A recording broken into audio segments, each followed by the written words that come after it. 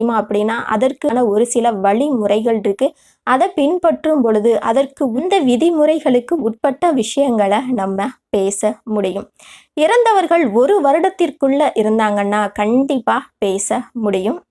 1 வருடத்திற்கு மேலேனா அவங்க மறுபிறவி எடுத்திருக்காங்களா இல்லையாங்கிறத நம்ம சோதனை செஞ்சு பார்த்துட்டு அதுக்கு அப்புறம் பேசலாம்.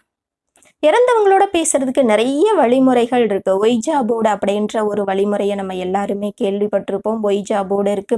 நீங்க தியானத்துல பேசலாம். இப்படி நிறைய வழிமுறைகள் இருக்கு. நீங்க பேசணும்னு நினைச்சீங்கன்னா தாராளமா பேச முயற்சி செஞ்சு பாருங்க.